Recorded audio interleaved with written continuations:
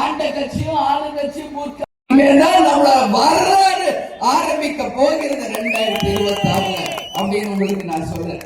2011 தலைவர் அவர்கள் எதிர்கட்சி தலைவர் நான். இந்த 2026 நீங்க வேடிக்கை பாருங்க, கொஞ்சம் பொறுமையா இருங்க.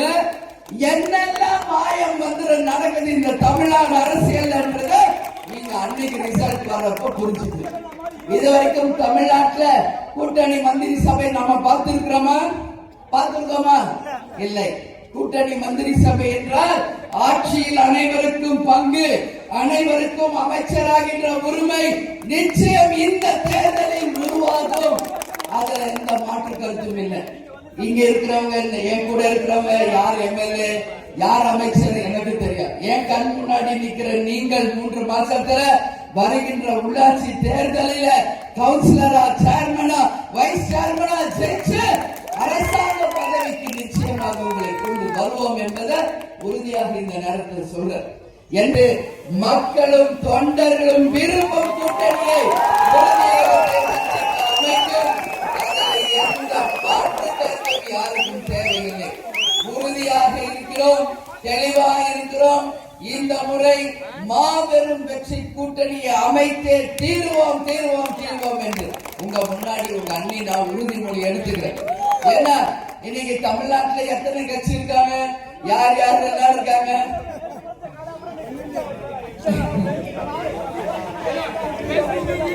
யார் அப்படிலாம் ஒண்ணும் வர முடியாது.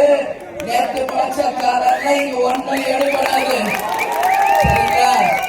ஒரு நாள் மழைக்கே அது தாங்காது என்பதை நான் சொல்றேன். இது ஆலம் விருட்சம் தலைவர் உருவாக்கிய தேமுதிக ஆலம் விருட்சம். இது 20 ஆண்டு காலம் நியாயமான கட்சி மக்களுக்கு தெரியும். யாருக்கிட்டையும் 5 ரூபாய் 10 ரூபாய் வசூல் பண்றதோ, கடற்கரையா ரோட் எடுத்து போய் வசூல் பண்றதோ, சட்ட பஞ்சாயத்து பண்ற கட்சி தேமுதிக கிடையாது. அந்த கட்சியில ஒரு 10 லட்சமாவது செலவு பண்ணாதான் இந்த கூட்டத்தை காமிக்க முடியும். ஆனா இங்க அவங்க எல்லாம் என்னெல்லாம் கொடுக்கறாங்க? லாரியில ஏத்து பிரியாணி, 100 சோறு, பீரு எல்லாத்தையும் கொடுத்து லாரியில ஏற்றி கொண்டு இறக்கணும். ஏதோ மக்கள் வெறும் அப்படியே கரை புரண்டு ஓடுற மாதிரி ஏமாத்துறது, போலித்தனம், தங்களை தானே ஏமாற்றுகின்ற கூட்டம் இங்க எல்லாம் இருக்கு.